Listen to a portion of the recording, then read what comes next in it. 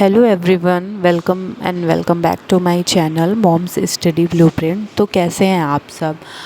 उम्मीद करती हूँ आप सब बहुत अच्छे होंगे। मैं भी ठीक हूँ। अपनी पढ़ाई को कैसे भी करके पूरी करने की कोशिश कर रही हूँ, जो कि मेरे से हो नहीं पा रही है। बहुत कंटिन्यूटी मेंटेन नहीं हो पा रही है।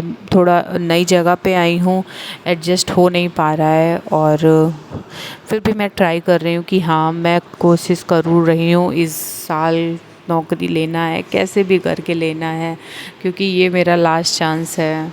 और आप अगर एक हाउसवाइफ हैं और एक बच्चा है आपके साथ, तो आप ये सोच सकती हैं कि उसके साथ में पढ़ाई करना कितनी मुश्किल की बात है। बहुत ज़्यादा प्रॉब्लम्स फेस करनी पड़ती हैं हर तरीके की। और फिर जब बच्चा आपका इतना बातूनी हो, तब तो बहुत ही ज़्यादा थोड़ी सी दिक्कतें हो जाती हैं। और अभी तक क्या, मैं इन लॉज के साथ रहती थी तो थोड़ा मैनेज हो जाता था। थोड़ा बाहर घूम आया, उनके साथ चले गए तो मुझे टाइम मिल जाता था। अभी क्या है, मुझे पूरे टाइम उसको देखना पड़ता है। तो खाना भी और घर के भी काम तो ज़्यादा नहीं है, 2 लोगों में कितना ही खाना होता है, काम वगैरह। लेकिन हाँ, पूरे टाइम एक बच्चे को देखना, उसके बाद पढ़ाई करना तो बहुत बड़ी बात हो जाती है। अब मुझे लग रहा है कि हाँ, जो लोग केवल बच्चे को रखते हैं, उसके साथ भी पढ़ाई करते हैं, तो एक उनके लिए बहुत मुश्किल टास्क है ये। मैं जहाँ तक रिलेट कर पा रही हूँ, तो इस वीडियो में यही सब बातें करूँगी आपसे।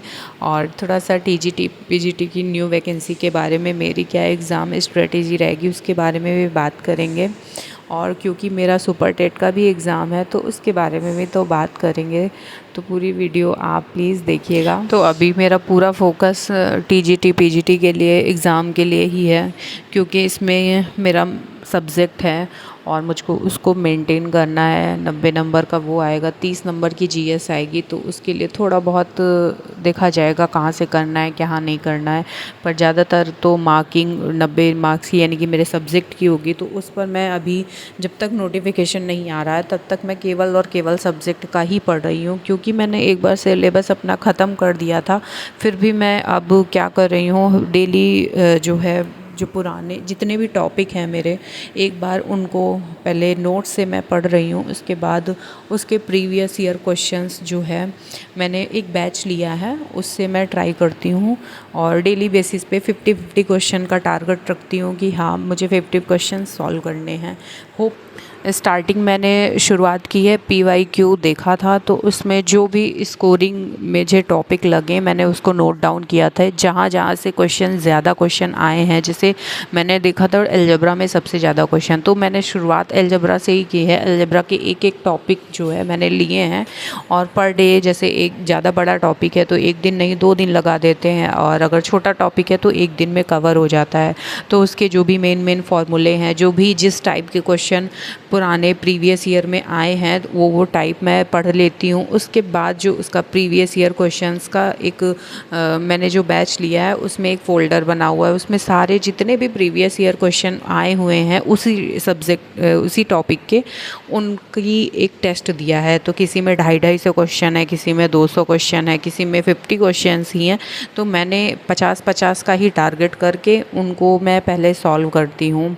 और एक बार ये है कि PYQ सॉल्व करने से थोड़ा सा कॉन्फिडेंस आ जाता है, क्योंकि क्वेश्चन बहुत टिपिकल क्वेश्चन नहीं पूछते हैं टीजीटी में। जहाँ तक मैंने देखा है कि बहुत ज़्यादा टिपिकल क्वेश्चन नहीं आते हैं। लेकिन हाँ, क्वेश्चन क्योंकि टाइमिंग बहुत कम होती है, उतने टाइमिंग में क्वेश्चन सॉल्व कर पाना मुश्किल होता है। इसलिए हमें प्रैक्टिस की बहुत ज़रूरत है।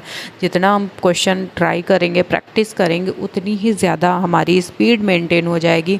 और एक बार स्पीड मेंटेन हो गई तो टीजीटी एग्ज़ाम निकालना बहुत आसान हो जाता है।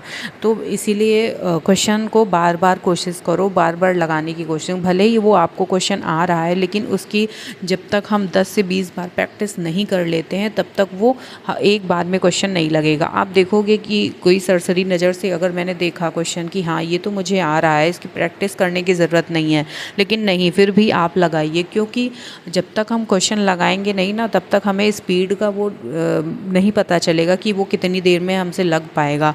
जब क्वेश्चन हम लगा लेंगे तभी हमको पता चलेगा इसमें हमें आधा मिनट लग रहा है, या 1 मिनट लग रहा है, 2 मिनट लग रहा है। और जैसे जैसे हम इसको 2 बार 3 बार 4 बार लगाएंगे, तो तो हमारा जो स्पीड है वो बढ़ेगा और एक टाइम आएगा जब वो क्वेश्चन आपको रट जाएंगे। तो जब ये वाला रिदम होने लगे ना, तब समझना कि आपकी तैयारी बहुत अच्छी चल रही है। क्योंकि ये भी मैंने किसी अपनी फ्रेंड से ही सजेशन लिया और वो भी क्योंकि एक्सपीरियंस्ड है, तो उसका मुझे सही लगा तरीका। जैसा उसने बताया कि मैं केवल प्रैक्टिस ही करती थी, और क्योंकि बहुत ज़्यादा टफ़ क्वेश्चन तो आते नहीं है कि आईआईटी जेई मेंस टाइप के क्वेश्चंस आएंगे, ऐसा नहीं है। क्वेश्चन बहुत ही नॉर्मल आते हैं, बस हमें उनको लगाना की ज़रूरत है, बार बार प्रैक्टिस करने की ज़रूरत है। और कॉन्टीन्यूटी जो है पढ़ाई में, कंसिस्टेंसी बहुत ज़रूरी है। डेली प्रैक्टिस करेंगे तभी कुछ हो पाएगा, नहीं तो नहीं हो पाएगा। तो टीजीटी के लिए हम आज से तो यही करेंगे, और जैसे मैं कर रही हूँ, अभी तक मैं यही कर रही थी, पर अब आज से मैं ये सोच रही हूँ कि मैं डेली, मतलब क्योंकि दिन में मेरी पढ़ाई नहीं हो पाती जब तक, क्योंकि बच्चा जगता है तो मैं कुछ नहीं पढ़ पाती हूँ। तो मैं सोच रही थी कि सुबह जल्दी, मॉर्निंग में जल्दी उठने का कोशिश करूँगी, और उसी टाइम पे मैं अपनी जितनी भी पढ़ाई हो सकती है मैं वो सारी करूँगी। और डेली आपके साथ स्टडी भी शेयर भी करूँगी, मैं अपना स्टडी प्लान जो भी है वो आपके साथ शेयर करूँगी। तो इससे क्या होगा, मेरी कॉन्टीन्यूटी मेंटेन रहेगी,